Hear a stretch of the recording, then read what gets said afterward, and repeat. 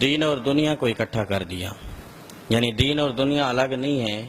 مومن کی دین اور دنیا اکٹھی ہیں، ایک ساتھ ہیں۔ کس طرح؟ ایک تو چیز ہے کہ ایک انسان غسل کرتا ہے، وضو کرتا ہے، نئے کپڑے پہنتا ہے، نماز جمعہ کے لیے مسجد میں آتا ہے، ذکر و اذکار کرتا ہے، تسبیحات پڑھتا ہے، قرآن پڑھتا ہے، یہ دین ہے، یہ دین کا ایک پہلو ہے، یہ دین کا ایک حصہ ہے۔ دوسری طرف ایک شخص تجارت کرتا ہے، کاروبار کرتا ہے، اپنی دکان پہ بیٹھا ہوا ہے، وہ اپنے معاملات صاف رکھتا ہے، کسی کو دھوکہ نہیں دیتا، جو مال بیچتا ہے اس میں ملاوٹ نہیں کرتا، اس کی زبان صاف ہے، اس کا لین دین کلیئر ہے، جائز اور مناسب منافع لیتا ہے۔ حضور علیہ الصلوۃ والسلام فرماتے ہیں کہ اس کے لیے وہ جتنی بھی بارگیننگ کرے گا، خرید و فروخت کے لیے جتنی بھی وہ گفتگو کرے گا، تو اس میں اللہ تبارک و تعالیٰ اس کو عبادت کا اجر عطا فرما دے گا، کیونکہ اس نے جو اپنا عمل ہے وہ محض جو ہے اللہ اور اس کے رسول کی خوشنودی حاصل کرنے کے لیے کیا ہے۔ کاروبار کرنے کا حکم دیا گیا، لیکن جائز اور صاف ستھرا کاروبار کرنے کا حکم دیا کہ کسی کے ساتھ دھوکہ نہ ہو، کسی کا نقصان نہ ہو، غلط بیانی نہ ہو، مال ناقص نہ ہو، مال میں ملاوٹ نہ ہو۔ جب ان ساری چیزوں سے بچ کر انسان تجارت کرتا ہے تو اس کی وہ تجارت عبادت میں شمار ہوتی ہے، بلکہ اس کی جتنی بھی گفتگو ہوتی ہے اس سلسلے میں وہ جتنی بھی گفتگو کرتا ہے گاہک سے، تو اللہ تعالیٰ اس کو اپنی تسبیح میں تبدیل فرما دیتا ہے۔ تو یہ دین اور دنیا ملا دیے گیا، پہلے یہ نہیں تھا، پہلے دین الگ تھا، دنیا الگ تھی۔ اس میں ایک شخص خالص دین کے لیے ہے، ایک شخص اپنا کاروبار کر رہا ہے، اپنے پیٹ کے لیے ورک کر رہا ہے، اپنی اولاد کے لیے کام کر رہا ہے، لیکن اس کو اللہ تعالیٰ عبادت کا ثواب بھی عطا فرما رہا ہے۔ تو اس حساب سے اللہ تعالیٰ نے دین اور دنیا کو یکجا کر دیا۔ تشریف فرماتے نبی کریم صلی اللہ علیہ وآلہ وسلم، صحابہ کرام کا مجمع تھا، تو ایک شخص صحت مند، تندرست، تگڑا، جس کو ہم اپنی زبان میں ہٹا کٹا کہتے ہیں، ٹھیک جوان تھا، بڑی تیزی کے ساتھ گزرا۔ نبی کریم صلی اللہ علیہ وسلم کے صحابہ کرام بیٹھے تھے، بات جہاد پہ ہو رہی تھی، جہاد کی بات کر رہے تھے۔ تو حضور علیہ الصلوۃ والسلام کے کسی صحابی نے عرض کی، یا رسول اللہ صلی اللہ علیہ وسلم، یہ شخص کتنا صحت مند ہے، بڑا خوبصورت جوان تھا، صحت مند، تندرست، دکھنے میں بڑا۔ کہنے لگے کہ جتنا یہ خوبصورت جوان ہے اور جتنی تیزی کے ساتھ یہ چل رہا ہے، جتنی تیزی کے ساتھ اس نے اپنے قدموں کو حرکت دی ہوئی ہے، اگر اس کی یہ تیزی دین کے لیے ہوتی، اگر اس کی یہ تیزی اسلام کے لیے ہوتی اور یہ تیزی اس کی جہاد کے لیے ہوتی تو کتنا افضل ہوتا، کیونکہ جہاد کرنا یہ کمزور لوگوں کا کام نہیں، جوان، بہادر، طاقتور، ہمت والے لوگوں کا کام ہے۔ تو صحابہ کرام کا جو ہے اشارہ اس طرف تھا کہ جتنا یہ تگڑا اور صحت مند اور خوبصورت جوان ہے، اگر یہ جہاد کے لیے آتا تو کتنا بہتر ہوتا۔ نبی کریم صلی اللہ علیہ وسلم نے فرمایا کہ اے میرے صحابہ، مجھے پتہ ہے یہ شخص اپنے قدموں کو تیزی کس طرف دے رہا ہے، کہاں جا رہا ہے۔ یہ اپنے بچوں کے لیے رزق حلال کمانے کے لیے جا رہا ہے، اپنے کاروباری معاملات دیکھنے کے لیے جا رہا ہے، رزق کمانے کے لیے جا رہا ہے۔ اور سنو، نبی کریم صلی اللہ علیہ وسلم نے فرمایا کہ جو شخص اپنی اولاد کے لیے رزق حلال کمانے کے لیے چلتا ہے تو اللہ تعالیٰ اسے ہر قدم پہ جہاد کا ثواب عطا فرماتا ہے۔ محض وہ اپنے بچوں کے لیے جا رہا ہے، اپنے بچوں کے لیے محنت کرے گا، مشقت کرے گا، تاکہ میرے بچے کسی کے آگے ہاتھ نہ پھیلائیں، ان کو کسی سے مانگنے کی ضرورت نہ پڑے،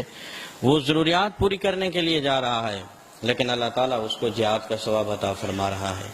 تو یہ بھی جہاد سے افضل عمل ہے۔ تو یہ دین اور دنیا کو ملا دیا گیا اس حوالے سے کہ انسان محض اپنا کام کرتا ہے، دنیاوی معاملات سر انجام دیتا ہے، لیکن ان میں اگر میانہ روی ہے، ان میں اگر اخلاص ہے، تو اللہ تعالیٰ اس میں بھی انسان کو اجر عطا فرما رہا ہے،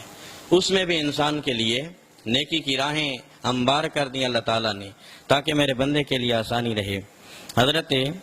عثمان غنی رضی اللہ تعالیٰ عنہ کے متعلق ایک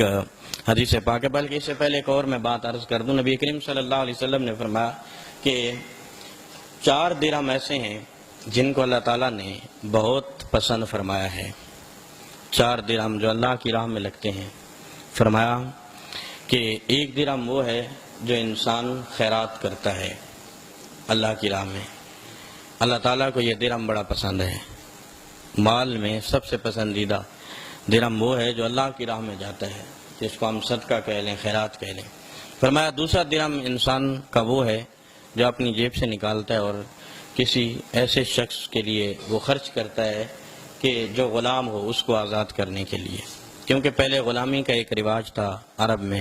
تو غلام آزاد ہوتے تھے، تو کئی ایسے مومنین تھے جو اپنے مال و دولت سے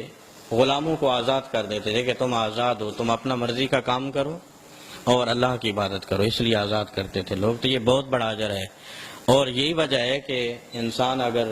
روزہ توڑ بیٹھے تو اس کے کفارے میں سب سے پہلے غلام کی آزادی رکھی کہ تم غلام آزاد کرو۔ اگر انسان قسم کھا بیٹھے تو اس کے کفارے میں غلام کی آزادی رکھی، زہار کے کفارے میں غلام کی آزادی رکھی۔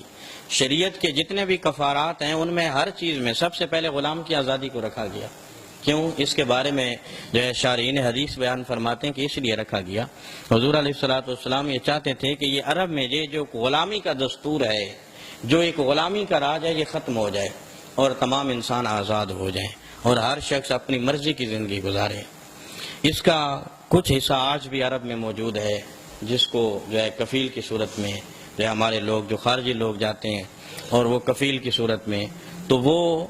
آج کل کے جو عرب لوگ ہیں ان میں وہ ایک پرانی روایت اب بھی موجود ہے، اور وہ لوگوں سے کبھی پتاکے کے نام پہ رقم وصول کرتے ہیں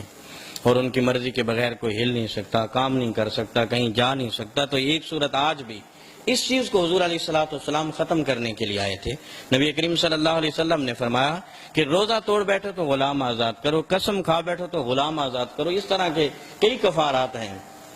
تاکہ ہر انسان آزاد ہو جائے اور اپنی مرضی کی زندگی گزارنا شروع ہو جائے۔ کہتے ہیں کہ ایک وہ درہم جو غلام کی آزادی میں خرچ ہو، یہ بھی اللہ کو بڑا پسند ہے۔ تیسرا وہ درہم جو کسی مسکین کے لیے خرچ کیا جائے، کسی مسکین کو دیا جائے اس کی ضرورت پوری کرنے کے لیے، فرمایا اللہ کو یہ بھی بڑا پسند ہے۔ اور چوتھا درہم نبی کریم صلی اللہ علیہ وسلم نے فرمایا کہ جو شخص اپنی اولاد کے لیے خرچ کرتا ہے، اپنی اولاد کے اوپر خرچ کرتا ہے، تو اللہ تعالیٰ کو وہ بھی بہت زیادہ پسند ہے۔ اور پھر فرمایا کہ یہ جو 4 درہم اللہ کو پسند ہیں، ان چاروں میں سب سے افضل کیٹیگری کس کی ہے، سب سے افضل درجہ کس کا ہے؟ فرمایا کہ اعظم اجرن، سب سے زیادہ، سب سے بڑا اجر کس میں رکھا اللہ تعالیٰ نے؟ فرمایا سب سے بڑا اجر اللہ تعالیٰ نے آخری اس درہم میں رکھا جو انسان اپنی اولاد کے اوپر خرچ کرتا ہے۔ اب اولاد کے لیے کمانا، اولاد کے اوپر خرچ کرنا، یہ کس کی ذمہ داری ہوتی ہے؟ باپ کی۔ اس کے لیے ہر شخص کوشش کرتا ہے، ظاہر ہے میرے بچے ہیں، ان کو میں نے ہی پالنا ہے، پڑوسی تو نہیں پالیں گے ان کو، یہ میری ذمہ داری ہے،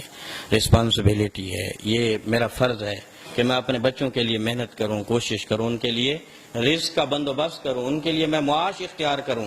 لیکن نبی کریم صلی اللہ علیہ وسلم کی حدیث، یہ محض ایک دنیا داری کا کام ہے، ہم ایک دنیا کا کام سر انجام دے رہے ہیں۔ حضور علیہ الصلوۃ والسلام فرماتے ہیں کہ سب سے پسندیدہ عمل اللہ کی بارگاہ میں یہی ہے کہ تم اپنی اولاد کے اوپر درہم و دراہم کو خرچ کرتے جاؤ،